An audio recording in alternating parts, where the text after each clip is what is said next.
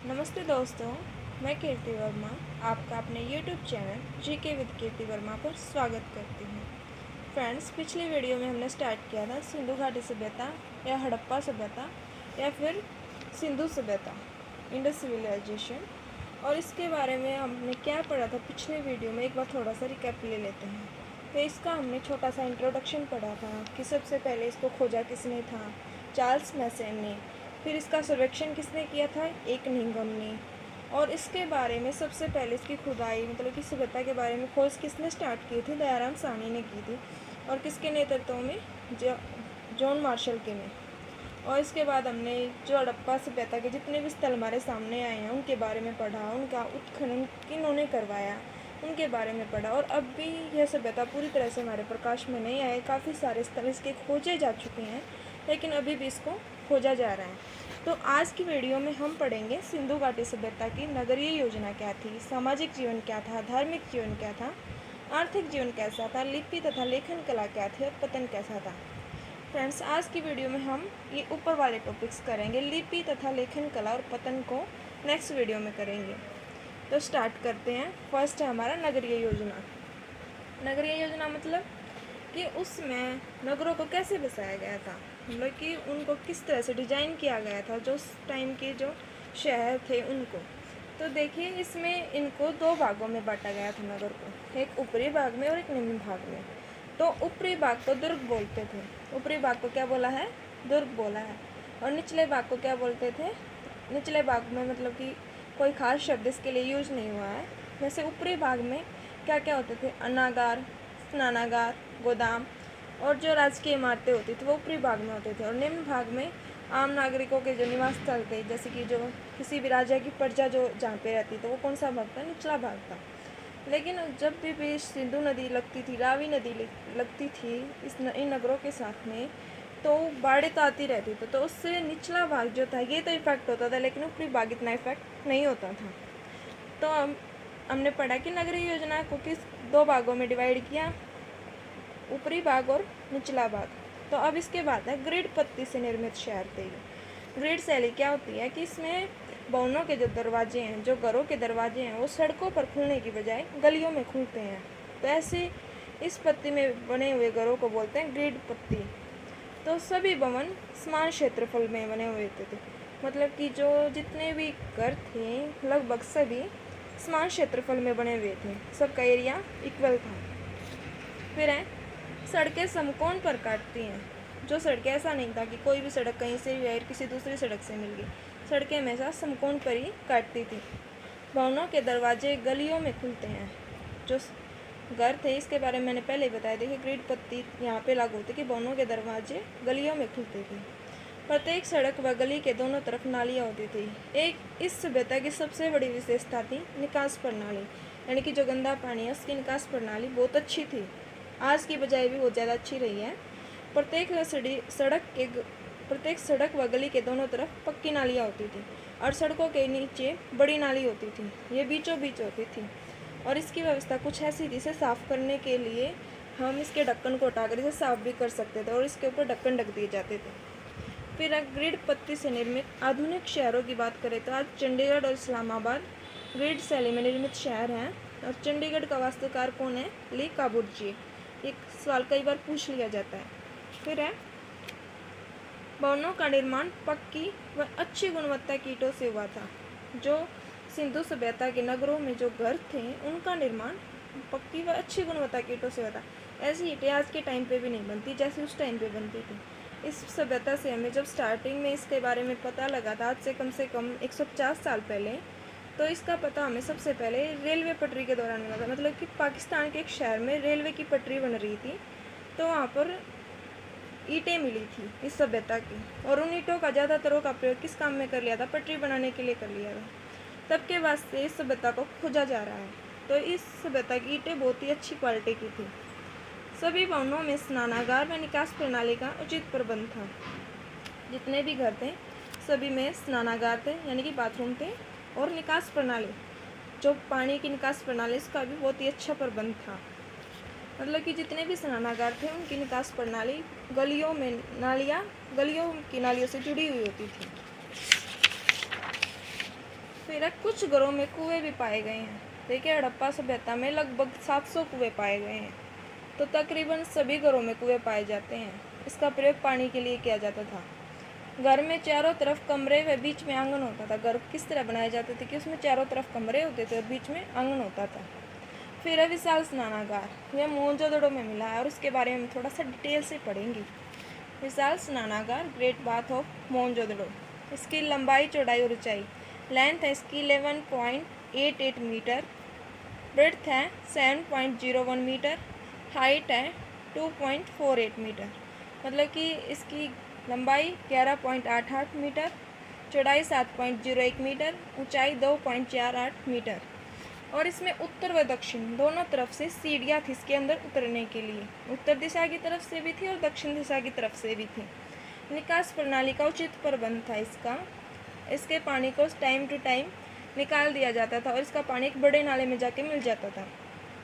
फिर है पक्की ईंटों व जिप्सम से निर्मित जो ये स्नानागार था, ग्रेट बाथ था, यह पक्की ईंटों से बनाया गया था और जिप्सम के गारे से इसकी चिनाई की गई थी।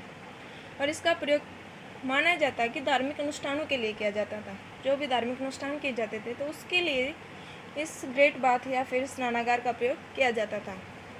और इसके मतलब कि इसके आसपास के एरिया को अगर हम देखें तो एक तरफ एक गली है और उसमें 8 स्नानागार के अवशेष हमें मिले कि उसमें 8 बाथरूम्स थे और एक बड़ा कुआं भी है इसके आसपास जिससे पानी इस ताल के अंदर भरा जाता था, इस स्नानागार के अंदर भरा जाता था। इसके एक तरफ का कुछ कमरे हैं जो कि बौद्ध भिक्षुओं के लिए थे उस टाइम पे, और एक तरफ स्तूप भी बना हुआ है। तो ये हमारा ग्रेट बाथ के बारे में जो इसका मतलब कि डिटेल से हमने देखा है। फिर गुजरात में स्थित धोलावीरा 3 भागों में विभक्त था। जो गुजरात में स्थित धोलावीरा वो 3 भागों में विभक्त है। वैसे सिंधु सभ्यता 2 भागों में विभक्त है, ऊपरी भाग और निम्न भाग। लेकिन गुजरात के धोलावीरा में क्या है, 3 भाग है। कैसे हैं? 2 भाग तो दुर्गी करते यानी कि ऊपरी और एक भाग निम्न है। फिर लोथल व सुरकोटदा के दुर्ग व नगर एक ही रक्षा प्राचीर से घिरे हुए हैं। जो लोथल और सुरकोटदा हैं ये दोनों शहर हैं, इनके दुर्ग और नगर एक ही रक्षा प्राचीर से घिरे हुए हैं। फिर हम अब इनका सामाजिक जीवन पढ़ेंगे, मतलब कि इनकी जीने का ढंग कैसा था, कैसा इनका जीवन था, किस मूल से थे, कैसा समाज था, वो सब चीज़ें हम सामाजिक जीवन में पढ़ेंगे। तो इनका जीवन कैसा था? सुविधापूर्ण व ऐश्वर्यशाली जीवन था। इनका जो सिंधु सभ्यता के लोग थे उनका जीवन कैसा था?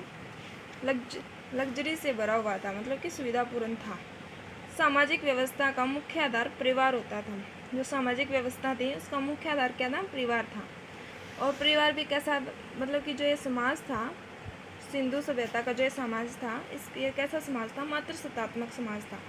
यहाँ से मिले हुए साक्ष्यों के आधार पर हम कहते हैं कि ये मातृशक्ति को ज़्यादा मानता था।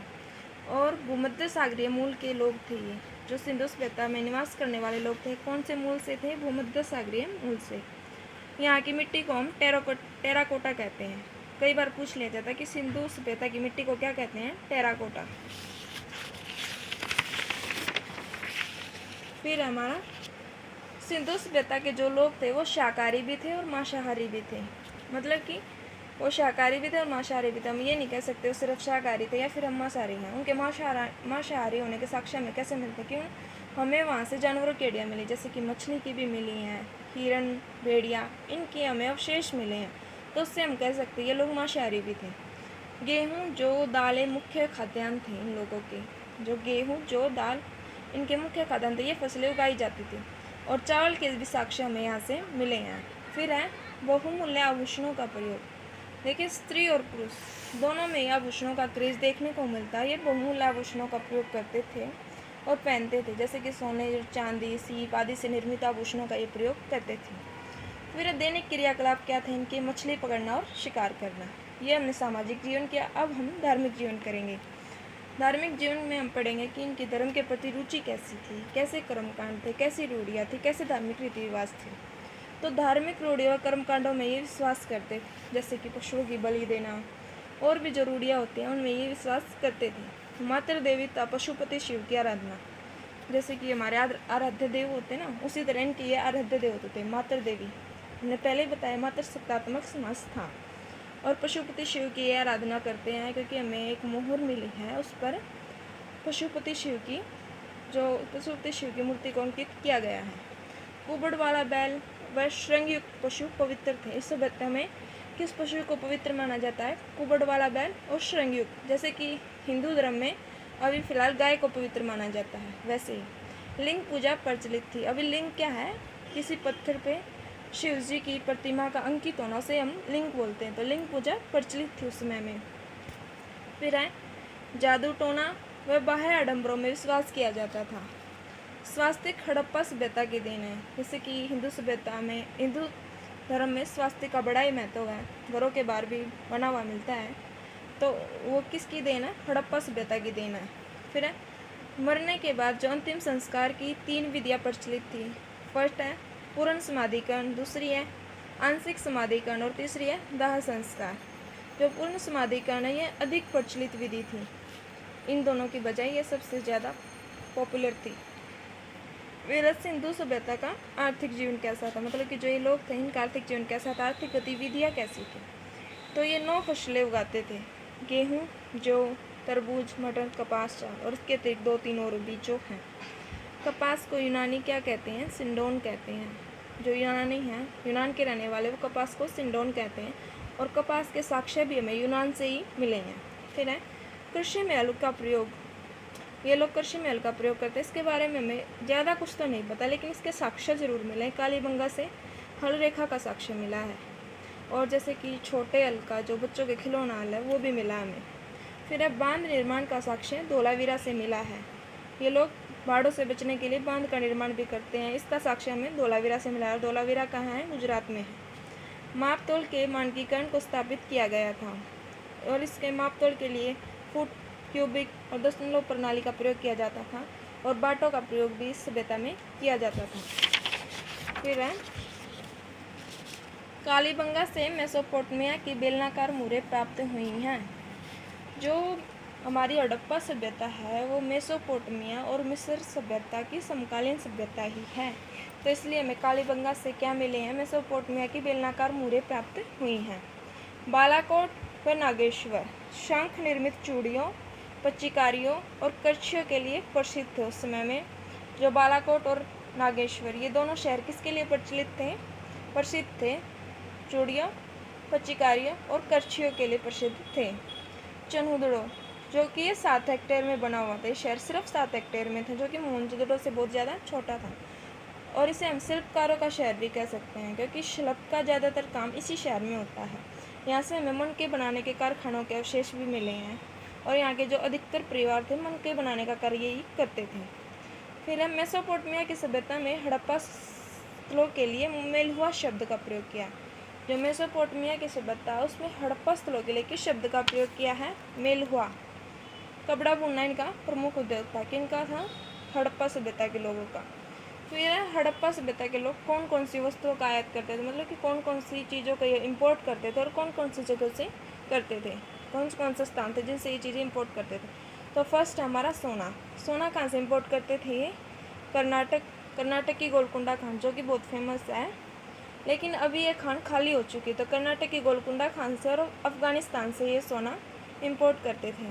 उसके बाद चांदी ईरान से करते थे और अफ़गानिस्तान से करते थे। तांबा खेतड़ी जो कि राजस्थान में है, ईरान और अफ़गानिस्तान से करते थे।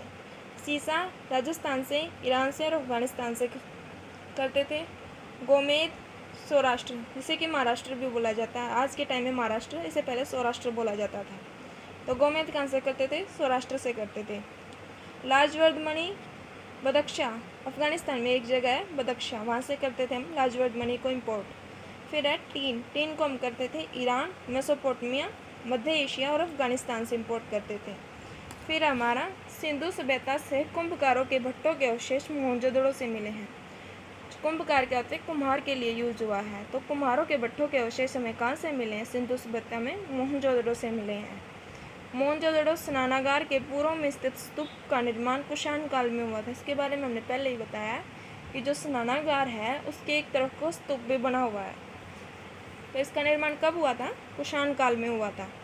फिर अब भारत में चांदी की उपलब्धता के साक्ष्य हड़प्पा सभ्यता से मिले हैं कि भारत में चांदी भी उस टाइम पे उपलब्ध थी। इसके साक्ष्य में सबसे पहले कहाँ से मिले हैं? हड़प्पा सभ्यता से मिले। तो फ्रेंड्स, इस वीडियो में हमने हड़प्पा सभ्यता के लोगों की नगरीय व्यवस्था के बारे में पढ़ा, सामाजिक जीवन पढ़ा, धार्मिक जीवन पढ़ा और आर्थिक जीवन पढ़ा कि उनकी आर्थिक जीवन शैली कैसी थी, क्या क्या काम वो करते थे, क्या उनका व्यवसाय रहा है।